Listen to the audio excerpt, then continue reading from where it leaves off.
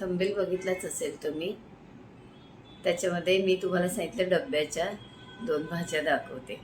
पूर्वीच्या पूर्वीच्या म्हणजे मी 6वी-7वीत असेल आणि आत्ता माझं म्हणजे 58 आहे. म्हणजे एक 50 वर्षापूर्वीच्या 45-50 वर्षापूर्वीचं मी तुम्हाला सांगते. 1 वर्ष मी गावी होते. थोडं आजीचा प्रॉब्लेम होता. तिची म्हणजे तब्येत जरा बरी नसायची. मग 1 वर्ष मला गावी नेलं आजोबांनी. गावाला होते मी तेव्हा ह्या 2 भाज्या आमच्या डब्याला असायच्या, म्हणजे माझ्या डब्याला असायच्या आणि होतायत अगदी सगळ्यांच्या डब्यात. गावाला सगळ्यांच्या डब्यात ह्याच भाज्या असायच्या. त्या भाज्या कुठल्या त्या आता आपण बघायच्याच आहोत. अहो, माझं गाव रायगडमध्ये, माझं माहेर रायगड. रायगडमध्ये सापे म्हणून गाव होतं. ते समुद्राच्या बाजूला आहे. समुद्र म्हणण्यापेक्षा सावित्री नदीचं खोरं आहे ते आमच्या साईडला. त्यामुळे ते सापे तिथून टोळगाव आहे.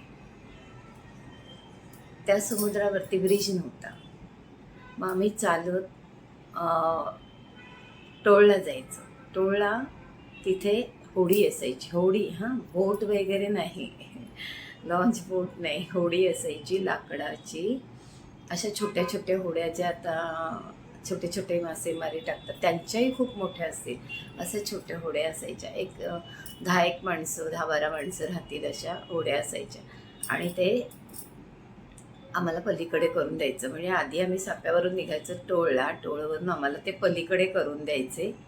आणि पलीकडे केल्यानंतर पुन्हा तिथून चालत आम्ही दासगाव म्हणून आहे, तेव्हा ते मार्केट होतं. आत्ता महाड आहे, पण तेव्हा दासगाव मार्केट होतं आणि दासगावलाच आमची शाळा होती. तिथून आम्ही तेवढं दासगावपर्यंत चालत जायचो. म्हणजे नाही तरी मला आता किलोमीटरमध्ये नाही सांगता येणार, पण अगदी 3-4 असेल. इथून आमच्या गावापासून टोळपासून दासगाव असं 3-4 किलोमीटर तेव्हा आम्ही चालत जायचो. आणि शाळेतून सुटून आल्यानंतर शनिवारी अर्धा दिवस असायचा. मग घरी माझे आजोबा ऑफिसमध्ये यायचे. ऑफिसमध्ये भजी घेऊन यायचे. मला म्हणायचे की जाऊन तुला कपडे धुवायला जायचे आहे, कारण आजी थोडं तब्येत नरम होती आजीची. त्यामुळे ते कपडे धुवायला जायचे, तेव्हा तू आधी खाऊन घे. मग ते भजी वगैरे खायचे तिथे मी. आणि त्याचे पुन्हा तसं तेवढंच यायचं चालत. आणि आल्यानंतर कपड्याची बादली घेऊन विहिरीवर जायचं कपडे धुवायला. म्हणजे केवढं मला नवल वाटतं की मीच आहे का ती, की हे एवढं आपण प्रवास करायचो, चालायचो, पण थकवा नाही. त्या हवेत, त्या खाण्यात, त्या वातावरणात थकवा नाही अजिबात. आता तुम्हाला सांगते मी की हा जो डब्बा तुम्हाला मी दाखवला, काय दाखवणार आहे मी, साधं म्हणजे चण्याच्या पिठाचा पोळा आणि कांदा चटणी. हा जो डब्बा होता, हा डब्बा खायचं. काय ह्याच्यात पौष्टिक होतं, कोणती पालेभाजी होती ह्याच्यामध्ये. आणि गावाला जे लावायचे पालेभाजी, त्यांच्याकडेच पालेभाजी विकायला भाजीवाल्याकडे केव्हा तरी मार्केट जेव्हा शनिवारचा बाजार असायचा, बुधवारचा बाजार असा जेव्हा बाजार असायचा तेव्हा भाजीपाला यायचा. नाहीतर कांदा, लसूण आणि ती चटणी, आमटी, भात हाच असायचा. पण याच्यातच किती हे होता. 3-4 किलोमीटर चालत येऊन, शाळा करून येऊन विहिरीवरती कपडे धुवायला जाण्याची ताकद होती. आणि आत्ता नुसतं हे केवढंसं किचन आहे, तिथे उभं राहून थोडंसं करायचं आहे. हे छोटे छोटे रूम आहेत, ते नुसते झाडू मारायचे आहेत आणि लादी पुसायचे. पण तेही आता होत नाही.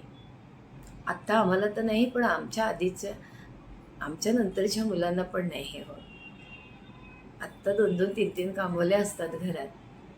म्हणजे ताकदीचं किती परिणाम आहे बघा. म्हणजे ओरिजिनलचा किती म्हणजे अभाव आहे आता. आता ओरिजिनल नाही भेटत आहे. त्यामुळे ही अवस्था आहे शरीराची. शरीर तेच आहे, पण त्याला ओरिजिनल नाही, हवा नाही, केवढं ट्रॅफिक, केवढं म्हणजे मुंबईत तर काय श्वास घ्यायला जागा नाही आहे. तर मी तुम्हाला डब्बा दाखवणार आहे. हे मला ते एक नवल होतं की, आणि ती भाजी तुम्हाला सांगते अजूनही आहे, की आत्ता जे मी तुम्हाला घालून दाखवलं ना, ते म्हणजे मी तुम्हाला दाखवण्यासाठी नाही केलं, तर ते म्हणजे गरज होती की सकाळी थोडी सुकी भाजी बनवली, संध्याकाळी भाजी संपली, मग आता काय करायची, थोडी भाजी आहे, मग त्याला अजून सप्लिमेंट म्हणून तो पोळा घातला, किंवा आता भाजी नाही म्हणून ते कांदा चटणी केली. म्हणजे हे अजूनही त्याची गरज असते, फक्त ह्याच्यात थोडा थोडा फरक केला आहे. नाही तर पूर्वी टोमॅटो, कोथिंबीर, आलं हे सगळं जेवणात कमी पडायचंच नाही. कुठे होते टोमॅटो पूर्वी, तेव्हा आम्हाला काहीच माहिती नव्हतं. असं तेव्हाची लोकं पण अशी म्हणजे तेव्हा संध्याकाळी 6:30ला कंदीलमध्ये तेल भरायचं, कंदील आणून ओटीवर लावायचं. हे सगळं मी स्वतः म्हणजे अनुभवलं आहे, स्वतः केलं आहे मी हे. आणि मग ते दिव्यांची जागा असायची. दिवे म्हणजे कसले, त्या बाटल्या असायच्या, त्याच्यामध्ये आपल्या कपड्याची वात करायची आणि त्याच्यात रॉकेल भरायचं. संध्याकाळ झालं की ते एक काम असायचं की रॉकेल भरून दिवे लावायचे सगळ्या घरात. त्या दिव्याशीच अभ्यास व्हायचा. होतं खूप, तेही म्हणजे आठवलं तर तेही खूप छान वाटायचं, कारण तेव्हा काही वाटायचं नाही. संध्याकाळच्या वेळेला म्हणजे तुम्हाला संध्याकाळी असं आमचं घर आहे आणि त्याच्या बाहेर वाडा असायचा आणि मधून एक ओढा व्हायचा. पावसाळ्यात असायचा तो. पावसाळ्यात ओढा व्हायचा, त्याला पाणी यायचं. आणि म्हणजे संध्याकाळच्या वेळेला एक 7 असेल, 7. आजी म्हणाली की तू जा आणि पाणी देऊन ये वासराला. छोटं वासरू होतं, त्याला पाणी देऊन ये. आता संध्याकाळचे 7 वाजले आणि तिकडे गावाला म्हणजे एक वेगळंच वातावरण. आणि आमचं सगळ्यात पहिलं घर, गाव सगळं मागे, पहिलं घर आमचं. आणि त्यानंतर तो ओढा, पावसाळ्याचा टाईम, ओढा वाहतो, इथे तिथे झाडं उगवलेत. आणि मला पाणी द्यायला सांगितलं वासराला. दिवसभर काय पाणी ठेवलं नाही त्याला, तर तू ते ठेवून ये तिथे. आता मी पाणी घेऊन गेले बाटलीमध्ये, आणि पण मला तो ओढा काय पार करवे नाही. छोटा होता एक, मध्ये असं दगड असला तर त्याच्यावर पाय देऊन मी पलीकडे जाऊ शकत होते, म्हणजे इझी जात होतो. पण मला काही ते जाता येईना. मला जायलाच भीती वाटते की तिथे जाऊन त्याला पाणी पाजून येणं. मी त्या ओढ्यामध्ये बादली ओतली आणि आले परत. तर आजी आमची मागच्या दारामध्ये उभी होती, कारण मी एकटी गेले ते तिने बघितलं. जर मला आधी माहिती असतं की आजी उभी आहे तर चला, आपल्याला वाटतं की आहे म्हणून मग मी पुढे गेली असती, पण मला माहीत नाही, त्यामुळे मला एकटं जाण्याची काय धाडस झालं नाही. आणि मग मी गेले तिकडे, परत आले. आजीने बघितलं ही काय पुढे गेली नाही. मला म्हणाली की आलीस पाजून? म्हटलं हो. नंतर गावी कसं 8लाच, 7:30-8लाच जेवणाचं व्हायचं. भाकरी झाली, आम्ही जेवायला बसलो. मी, आजोबा आणि आजी जेवायला बसलो. आम्ही तिघांचे 3 तांबे, तेव्हा तांबे असायचे, तिघांचे 3 तांबे घ्यायला गेली. तर मला म्हणाली 2च घे तांबे. म्हटलं 2 तांबे, आणि म्हटलं तुला नको आहे का गं पाणी? तर नाही, तू नाही घ्यायचे मला म्हणाली. म्हटलं मी नाही घ्यायचे, मी काही बोलले नाही, मी नाही घेतलं पाणी. मला म्हणाली की वासराला पाणी पाजलंस का? नाही ना, मग आज तूही पाणी नाही प्यायचं.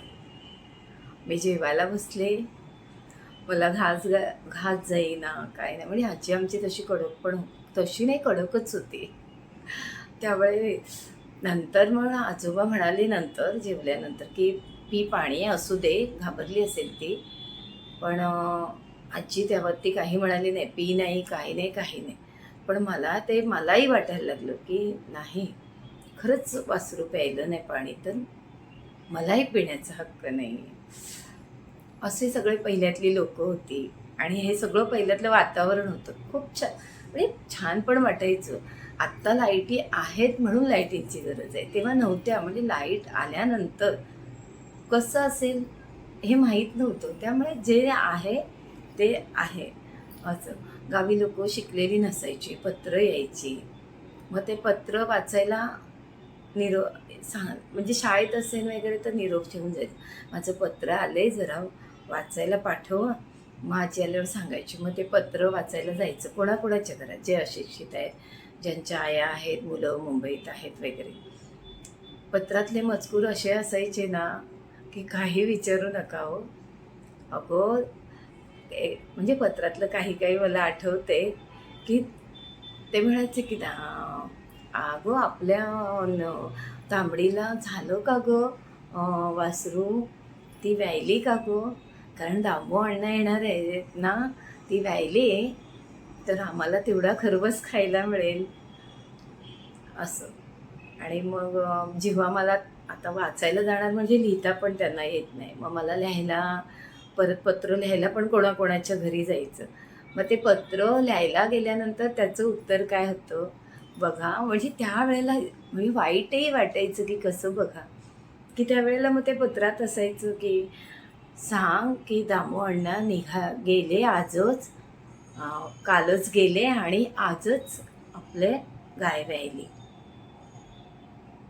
म्हणजे त्या आईला लिहितानाही वाईट वाटायचं आणि मला वाईट वाटायचं की दामू अण्णा गेले आणि दुसऱ्या दिवशी गाय व्यायली. तुला काय खरवस पाठवता आला नाही, तेव्हा काय फ्रीज नव्हते की काही जपून ठेवूया काय आहे वगैरे. म्हणजे बघा अशा ह्याच्यात पण लोकांनी दिवस काढले आणि ह्याचा अनुभव मी घेतला आहे पूर्णपणे. त्यामुळे ते मला तुम्हाला, जेव्हा मी भाजी कमी असल्यावरती हा पोळा, आमच्याकडे पुरपुरा म्हणतात, ह्या चण्याच्या पिठाच्या पोळ्याला पुरपुरा म्हणतात, की जेव्हा असं होतं की भाजी आता कमी आहे तर चला पोळा घालूया किंवा काहीच नाही आमटी भात पोळा करूया, त्यावेळेला मला व्हायचं की एकदा मी हे दाखवेन म्हणून सगळ्यांना. आमच्याकडे जे आहेत कोकणातले जे आहेत ना त्यांना हे माहिती आहे की पोळा काय आहे, पुरपुरा काय आहे, कांदा चटणी काय आहे. पण काही लोकांना हे माहितीच नाही आहे की हा काय प्रकार आहे. आणि हा तेव्हा म्हणजे मेन भाज्यांमध्ये हा प्रकार मोडायचा. बाकीच्या भाज्या मग आमच्याकडे वाल व्हायचे, मग ते वाल जे बिरडं म्हणतो आम्ही त्याला, मग ते वालाची भाजी किंवा तुरीची डाळ व्हायची. मग तुरीचे दाणे यायचे त्यावेळेला तुरीच्या दाण्यांची भाजी, तुरीच्या डाळीचंच बारीक प्रकार असायचं, त्याला कन्ना म्हणतात. मग तो दळून त्या पिठाचं असा पोळा व्हायचा, तोही खूप छान होतो. आता ते काही सगळं नाही आहे, तर असं सगळं होतं. आता तेच आपण 2 प्रकार भाजीचे बघूया, चला.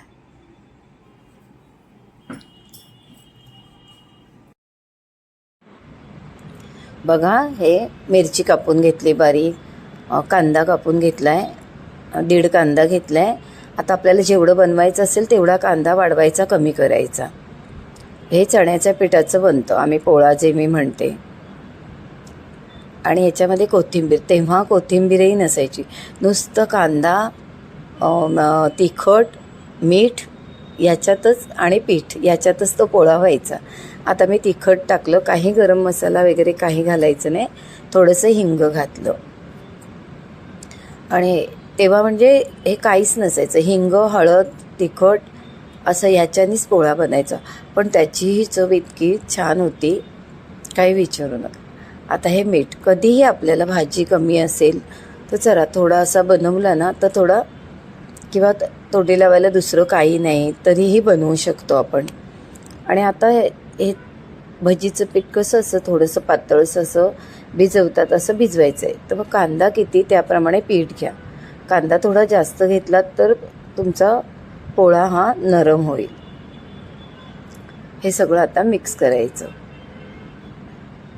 हे आम्हाला पूर्वी डब्याला असायचं. सकाळी हे असं पटापट करायचं, डब्यात पोळी घ्यायची, भाकरी घ्यायची, चटणीचं अशी पोळी बांधायची किंवा चटणी त्याच्यातच भाकरीत घालून घ्यायची आणि जायचं आम्ही.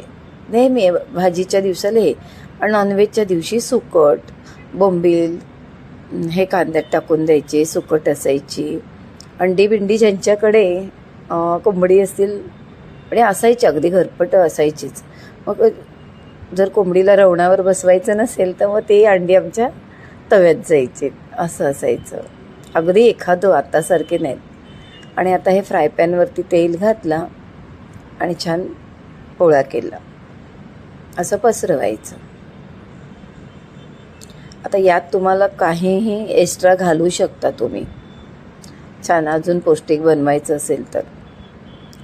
तेव्हा तर हेच पौष्टिक होतं. कांदा, चण्याचं पीठ, मीठ, मसाला आणि मिरची लसूणची चटणी. मीठ, मिरची, लसूण ह्याची चटणी, कशाही बरोबर ती चटणी. कायम बाटल्याच्या बाटल्या, बरण्याच्या बरण्या चटणीच्या भरलेल्या असायच्या गावाला. अगदी नुसता पापड तळला, ती भाकरी घेतली गरम गरम, त्याच्यावरती भुरभुरलं ना चटणी पापड की भाकरी त्याच्यासोबत, अख्खी एक भाकरी त्यासोबत जायची. हा बघा, हा माझा लहानपणीचा गावचा माझा डब्बा, डब्याची माझी भाजी म्हणाल तरी चालेल. अजूनही आमच्याकडे सगळ्यांना आवडतं. हे झाला पोळा. आता कांदा चटणीला बघा असा मोठा टोमॅटो घेतला आहे. जर जास्त करायची असेल तर 2 टोमॅटो घ्या, 2 कांदे घेतलेत मोठे मोठे, आणि सगळ्यात महत्त्वाची ही चटणी. थांबा, याच्यात लाल मिरची आहे, मीठ आहे आणि लसूण आहे. ही चटणी, कढीपत्ता, कोथिंबीर आणि कांदा आणि टोमॅटो. कोथिंबीर पण आत्ता घ्यायला लागलो, तेव्हा कोथिंबीर नव्हती. यातच आणि त्यात आम्ही तेव्हा ओलं खोबरं घ्यायचं, किसलेलं ओलं खोबरं. त्याने अगदी अंड्याची बुर्जी वगैरे असावी ना अशी ती चटणी व्हायची. खूप मस्त असं. बघा तुम्ही, ओलं खोबरं मी थोडंसंच घेणार आहे. आता कढईत तेल घेतलं, त्याच्यात थोडं जिरं घातलं, थोडंसं घालायचं, पाव चमचा जिरं. आता कांदा घालायचा. कांदा छान परतला की त्याच्यात कढीपत्ता, हिरवी मिरची हवी तर घाला, नाहीतर आपली चटणी आणि थोडंसं तिखट नाही घालायचं. चटणी आहे त्याच्याबरोबर ना थोडा कलरचा, म्हणजे आपली काश्मीरी मिरची पावडर घालायची, त्याच्यामुळे जरा कलर. या चटणीने तिखटपणा येतो.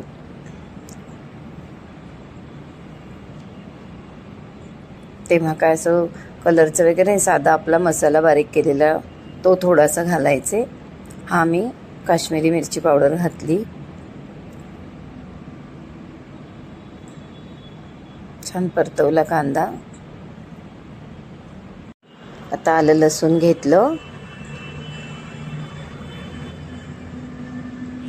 पूर्वी काय आलं लसूण असं नाही, चटणीमध्ये लसूण घ्यायचे ना, त्याच्यातच होऊन जायचं. आता हे आपलं थोडं आपण चवीसाठी सगळं वाढवत गेलो, कारण आता पूर्वीची चव राहिलीच नाही. आता टोमॅटो घातला, तोही छान नरम करायचा.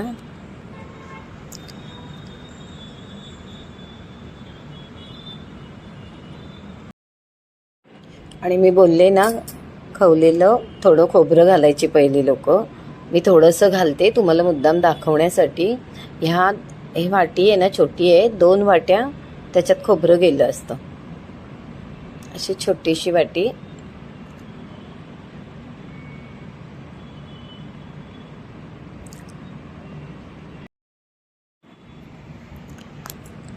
खोबरं घातलं मी तुम्हाला दाखवण्यासाठी. मुलांना एवढं आवडत नाही ते खोबरं. आता यांनी पण अगदी बुर्जीसारखं होतं. थोडं मीठ घालायचं. सगळे आपल्या वस्तू मिळून आल्यात. खूप छान होते. कांदा चटणी म्हणतात त्याला. करून बघा. व्हिडिओ आपली खूप मोठी होते. कांदा चटणी तयार आहे. इकडे गरम गरम भाकरी होते. बघा कशी गोल थापली गेली आहे, पातळ. आणि ती छान शेकवायची. थापून झाली, तव्यावर टाकली की वरून पाणी लावायचं. अजूनही किती जणांना भाकरी करता येत नाही. असं पाणी लावायचं. थोडं पाणी सुकत आलं की ती पलटायची. एक बाजू शेकली की दुसरी गॅसवर शेकवली तरी चालेल, चुलीवर शेकवल्यासारखी, नाहीतर तव्यात पलटी मारायची. आपली भाकरी झाली, चटणी झाली, पोळा झाला आपला.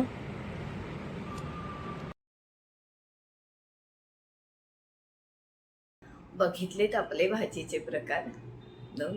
खरंच अजूनही हा प्रकार सगळ्यांना आमच्या घरी आवडतो. माझ्या सुनेपासून आम्हाला सगळ्यांना आवडतो. म्हणजे असं नाही की कांदा चटणी काय बनवतेस असं कोण बोलणारच नाही. आणि त्याबरोबर तांदळाची गरम गरम तांदळाची असू द्या, आता काय आपल्याला ते तांदूळ नाही, मग आता ज्वारी बाजरी ह्या सगळ्या भाकऱ्या निघाल्यात. सगळं कसं हो, पहिल्यांदा तांदूळच होतं. गव्हाच्या पिठाची चपाती नव्हतीच. चहाबरोबर चपाती मुंबईत, गावाला फक्त तांदळाची भाकरी. आणि सकाळी चहाबरोबर काय असेल तर भाकरी राहिलेली ती चहाबरोबर खायची, पोहे चहाबरोबर खायचे. आणि अगदी एक हार्डली 10 दिवस 8 दिवस झालेत, कोणी येऊन गेले, कोणी आपले काका येऊन गेलेत, आत्या येऊन गेली आहे, कोणी येऊन गेले किंवा कोणी मुंबईचं आले, त्याच्याबरोबर अगदी कुठे कुठे लोक राहिला होती आणि ती भेट पाठवायची. तू जातोयस का गावी, तुम्ही जाताय का, मग त्यांच्याबरोबर मग माझ्या घरचं एवढं एवढं नाही. असं जर कोणी 8-10 दिवसाआधी येऊन गेलं असेल तर ते बिस्किट वगैरे किंवा फरसाण अशा काही गोष्टी असायच्या, खारी टोस, हे मग चहाबरोबर एक 10-8 दिवस ते पाठवणाऱ्याच्या क्वांटिटीवरती अवलंबून असायचं की आम्ही चहाबरोबर काय खाणार म्हणून, असं सगळं. तर हे होतं आमच्या कोकणातल्या डब्याच्या भाज्या, प्रवासी उन्हाचा मस्तीत जगण्याचा. लाईक करा, शेअर करा, सबस्क्राईब करा. नमस्कार.